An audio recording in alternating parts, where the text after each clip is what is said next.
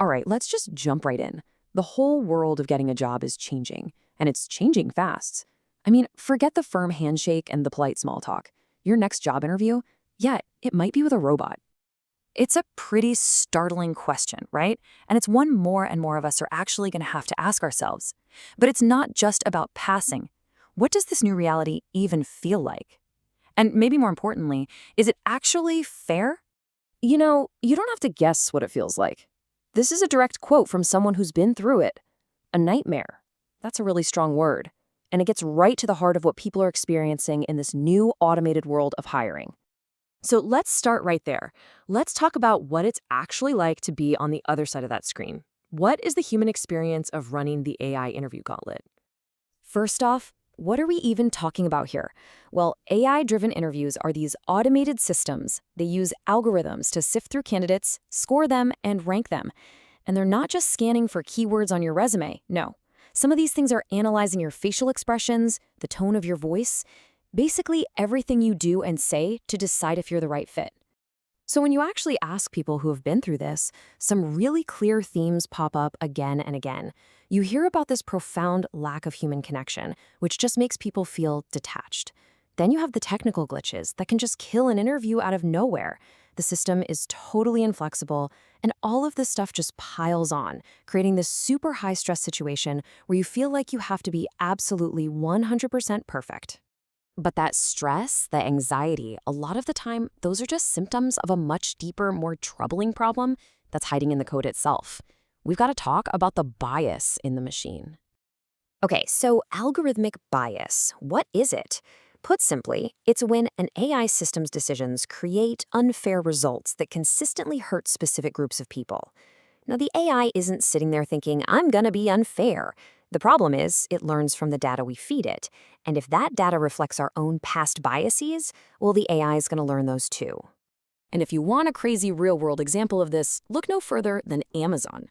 A few years back, they built this amazing AI tool to help with hiring, but they had to shut it down. Why? Because they found out it was penalizing resumes that had the word women's in them, like, say, captain of the women's chess club. It learned this because it was trained on 10 years of old resumes, which were mostly for men. The AI just automated the company's own history. It's really the classic cautionary tale. If you're not careful, your shiny new AI will just repeat the worst mistakes of the past. So how does this actually happen? It's not like bias just gets dumped in at one single spot. It sort of seeps in all along the way. First, it starts with biased historical data. Then, when the data is being cleaned up, engineers might make choices that accidentally bake that bias in even deeper. Then, the AI model trains on all this skewed information, and it doesn't just learn the bias, it can actually amplify it. And the result? The final decision unfairly kicks out perfectly good candidates. Okay, so if we know bias is this huge risk, how do companies even test for it? Well, this leads to something really fascinating and kind of counterintuitive. It turns out sometimes getting a perfect result on a test is actually a massive red flag. Take a look at this chart. It's from a study that was testing an AI screening tool. On the left, you've got the AI's scores for people who got hired. On the right, the scores for people who got rejected. See that clean split right down the middle? It looks like the AI did a perfect job sorting the good candidates from the bad ones. Looks amazing, right? But here's the twist. That perfection, it's not a sign that the AI is working. It's a sign that the test itself is broken. So why is a perfect score a problem? Because this result came from a totally fake computer-generated dataset. It was too clean, too simple. Think about it. Real-world hiring is messy. It's subjective. There's tons of overlap between a good candidate and a great one.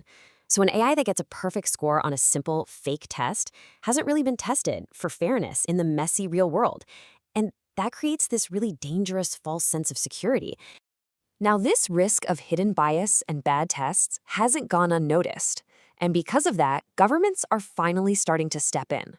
Let's take a look at one of the first and most important new set of rules, coming straight out of New York City.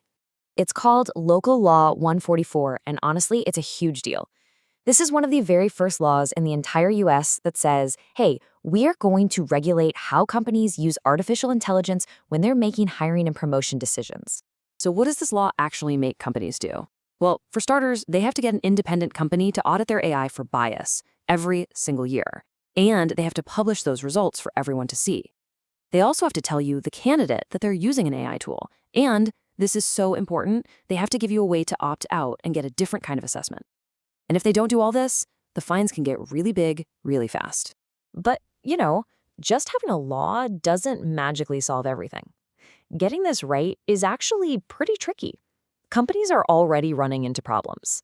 For example, some audits just overlook the most important ways bias can show up, or companies do a bad job of communicating with candidates, or they just wait until the last minute to do anything.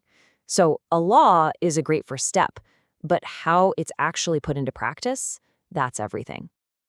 All of this, it brings us to this huge central question that we're all facing in the modern workplace.